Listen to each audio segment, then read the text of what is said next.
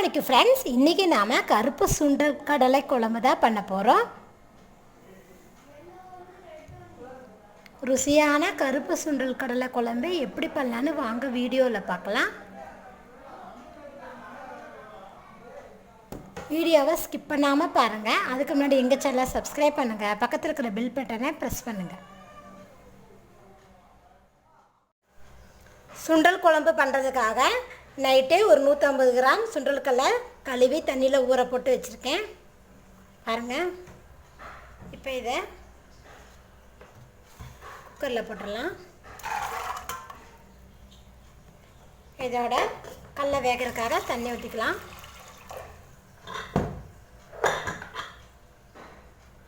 கல்லுப்பு ஒரு 3/4 table spoon போட்டிருக்கேன்.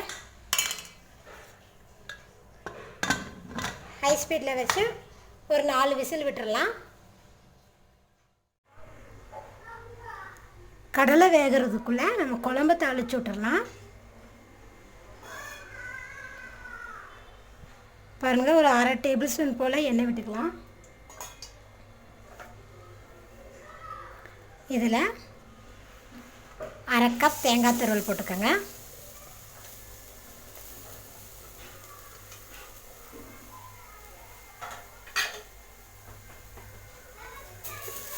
லோ ஃப்ளேமில் வச்சு லேசாக வறுத்துக்கலாம்.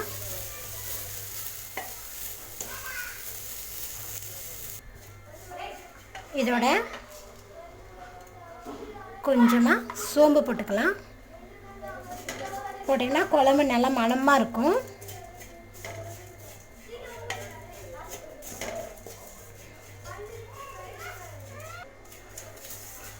பாருங்கள், நல்லா வறுத்துட்டோம். இப்போ இதை ஆஃப் பண்ணிடுங்க. ஆஃப் பண்ணிவிட்டு வேறு ஒரு பிளேட்டில் மாற்றிடலாம்.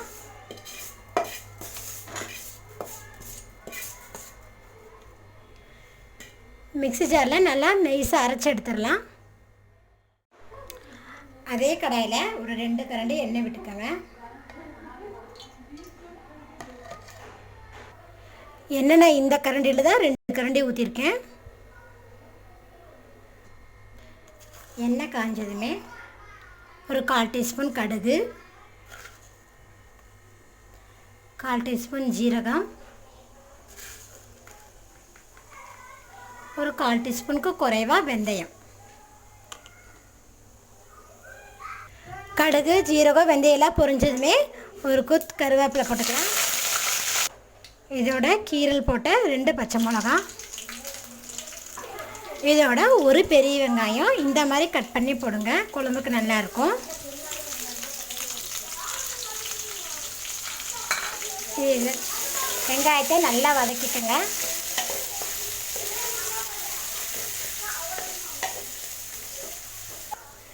வெங்காயம் வதக்கும்போது மீடியம் ஃப்ளேமில் வச்சு வதக்குங்க. வெங்காயம் பாருங்கள் வதங்கிருச்சு. இப்போ இதோட பெருங்காயத்தூள் கொஞ்சம் சேர்த்திக்கங்க.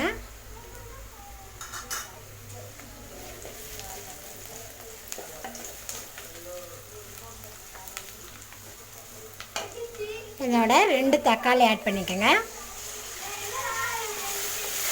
நான் நாட்டு தக்காளி தான் கட் பண்ணியிருக்கேன்.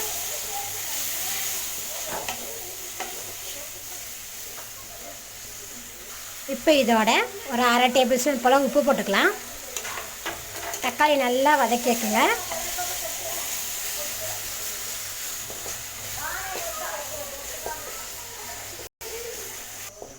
தக்காளி பாருங்கள் நல்லா வதங்கிருச்சு. இப்போ இதில் நம்ம காய் போட்டுக்கலாம். நான் ஒரு 4 கத்திரிக்காய் போட்டிருக்கேன் கட் பண்ணி. இதோட ஒரு உருளைக்கிழங்கு கட் பண்ணது இதில் நல்லா சேர்த்திக்கங்க. சேர்த்து நல்லா வதக்கிக்கங்க லேசாக. நம்ம உப்பு போட வேணாம், ஏன்னா தக்காளி வதக்கிறதுக்காக உப்பு போட்டிருக்கோம்.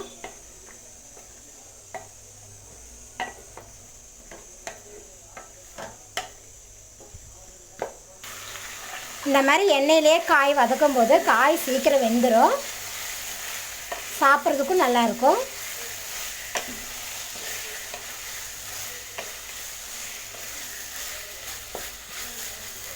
இதோட 50 கிராமுக்கு கம்மியாக நான் குழம்பு மசால் பொடி ஆட் பண்ணியிருக்கேன். இந்த குழம்பு வந்து நம்ம 5 பேர்த்துக்கு வச்சுருக்கோம்.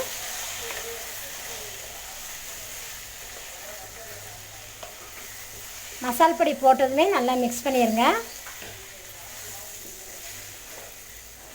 வீட்டிலே அரைச்ச இது மிளகாய் பொடி நல்லா டேஸ்ட்டாக இருக்கும்.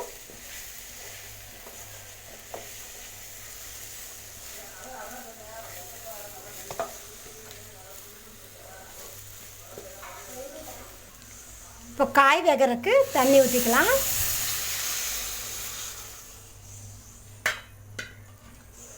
கடலை வேக வச்ச தண்ணி இருந்தாலும் அதையும் நீங்கள் ஊற்றிக்கோங்க. ஊற்றி நல்லா மிக்ஸ் பண்ணி விட்டுருங்க.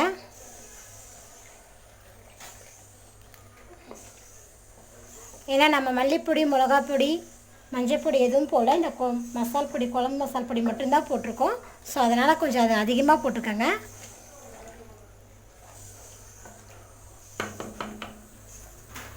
நல்லா மிக்ஸ் பண்ணதுமே மூடி போட்டு ஹை ஸ்பீடில் வச்சு ஒரு 5 நிமிஷம் நல்லா குக் பண்ணுங்கள். 5 நிமிஷம் ஆயிடுச்சு. இப்போ மூடி ஓப்பன் பண்ணி பார்க்கலாம். பாருங்கள், காயின் வெந்திருக்கு. கத்திரிக்காய் பாருங்கள் நல்லா 75% வெந்திருக்கு. உருளைக்கிழங்கு வெந்திருக்கு. இப்போ இதில் நம்ம வேக வச்ச கடலையை இதில் சேர்த்திக்கலாம். கடலை பாருங்கள், கடலையும் நல்லா வெந்திருக்கு பாருங்க. இப்போ இதை சேர்த்திக்கங்க.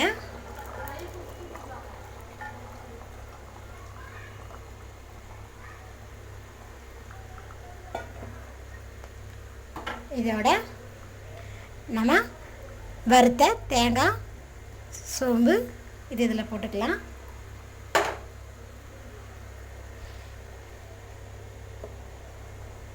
போட்டு நல்லா மிக்ஸ் பண்ணி விட்டுருங்க.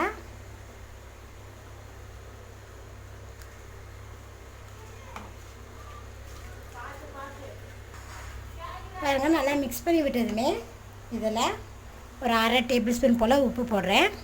ஏன்னா கடலை வேக வைக்கும் போது நம்ம உப்பு போட்டிருக்கோம், தக்காளி வதக்கும் போது உப்பு போட்டோம், இப்போ குழம்புக்கு கொஞ்சமாக உப்பு போட்டிருக்கோம். உப்பு எப்போவுமே பார்த்து போடுங்க. இதை நல்லா மிக்ஸ் பண்ணி விட்டு ஓப்பன்லேயே ஒரு 2-3 நிமிஷம் நல்லா குக் பண்ணலாம். அப்போ தான் அந்த தேங்காயோட வாசம் கொஞ்சம் போகும், பச்சை வாசம். பாருங்கள், தேங்காயோட பச்சை வாசம் இன்னும் போகலை, இன்னும் கொஞ்சம் இருக்குது. இந்த டைமில் ஒரு 2 ஸ்பூன் புளிக்கரைசல் ஊற்றுறேன் நான்.